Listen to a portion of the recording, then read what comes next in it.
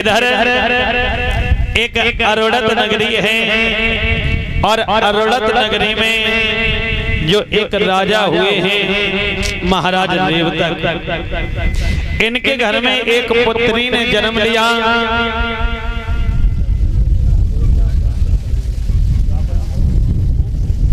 यानी जब बेटी ने जन्म लिया है तो समय सतयुग में जन्म लिया है और जन्म लेने के बाद में लेकिन बहुत समय धीरे धीरे काफी व्यतीत हो गया, लेकिन रेवतक महाराज ने बेटी पर कुछ ध्यान ही नहीं दिया कि याद न रही भूप को और अपनी बेटी की बात, और ब्रह्मा जी के पास में और बैठे थे दिन रात। यानी ब्रह्मा जी की सभा में रेवतक महाराज बैठे रहते थे, लेकिन उनको अपनी बेटी की चिंता रही नहीं कि मुझे बेटी का विवाह भी करना है या नहीं करना।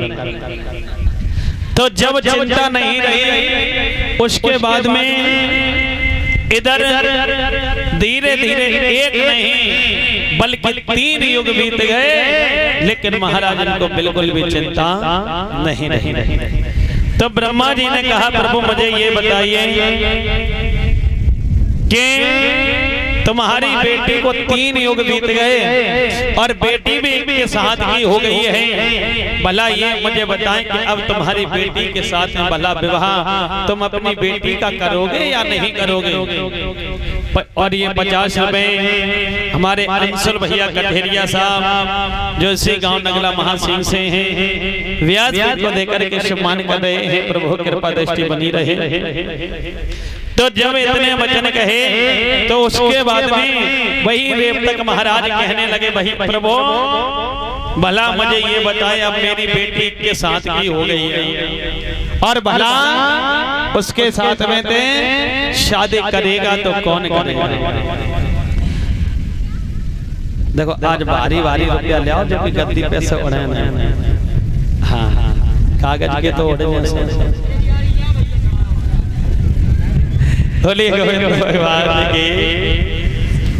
तो मेरे भैया उसी समय बताया है कि इधर ब्रह्मा जी ने कहा कि द्वापर में यानी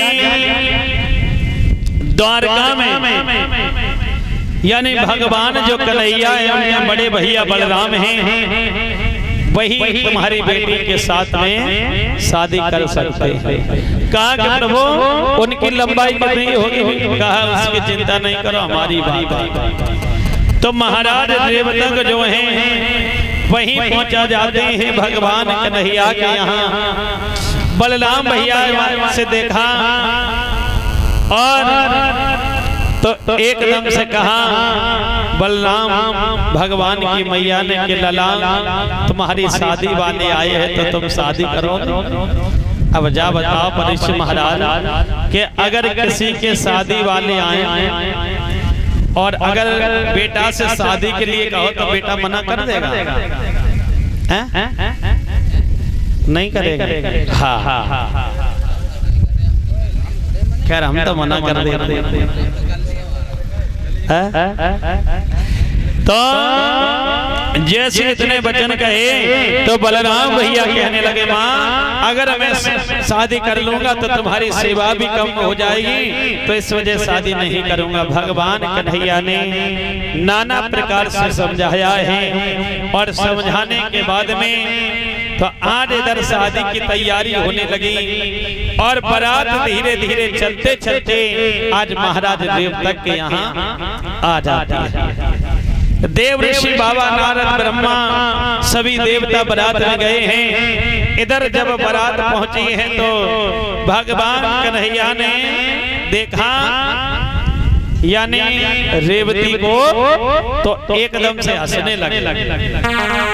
एकदम से हंसने लगे। भला भाभी मेरी एक के साथ गई और भैया मेरे इतने छोटे, और अगर जयमाला परे हो तो भैया तो पहुंचो ना है। तो बोले हंस करके, अरे कैसे गुजरे हो बे भैया की इतनी लंबी सुकुमारी से, जा प्यारी भवन हमारी से। कैसे गुजरे हो भैया लंबी बड़ी लुगाई।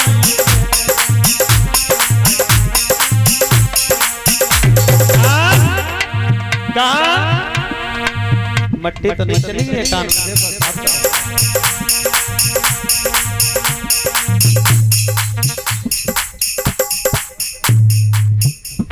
और ये हमारे ध्रुव सिंह भैया धुलरई से व्यासपीठ को 100 रुपए देकर के सम्मान कर रहे हैं। भगवान कृपा दृष्टि बनी रहे।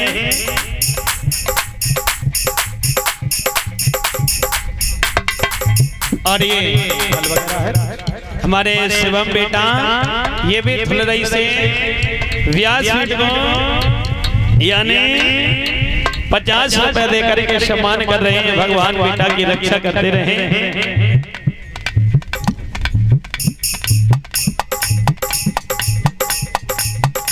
और ये दुर्विजय सिंह भैया भदौरिया साहब, ये भी 101 रुपए व्यासपीठ को देकर के सम्मान कर रहे हैं। प्रभु की दया दृष्टि बनी रहे।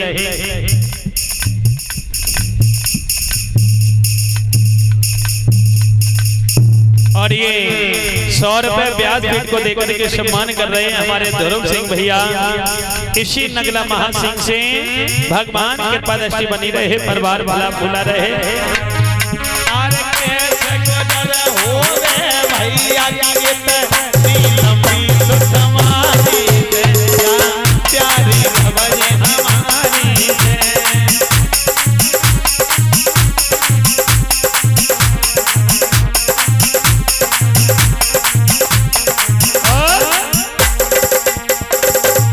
अब मन में सोचे बनवारे,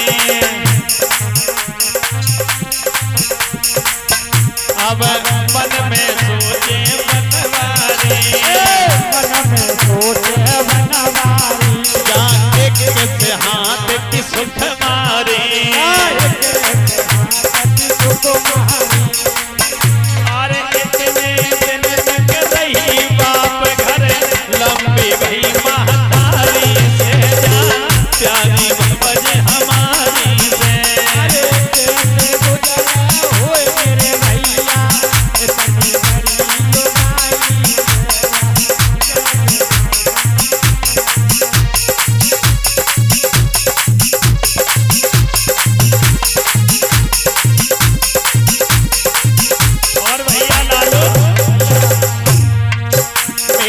भैया लागे मारो है, भैया लागे मारो है। और भैया जी तो मेरो भैया लागे मारो है, भैया लागे मारो है। राजा ने कहा विचारो है, राजा ने कहा विचारो है।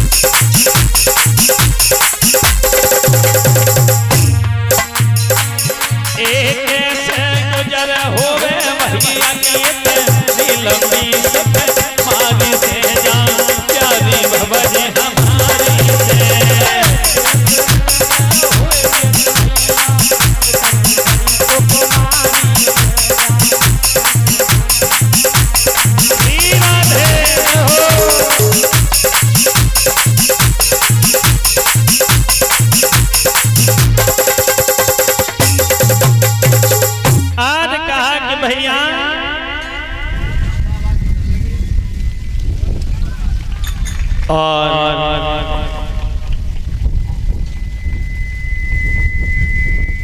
इसी के साथ साथ जय हो, तालियां तो बजाई दो, कम से कम दूल्हा बढ़ रहे हैं भाई।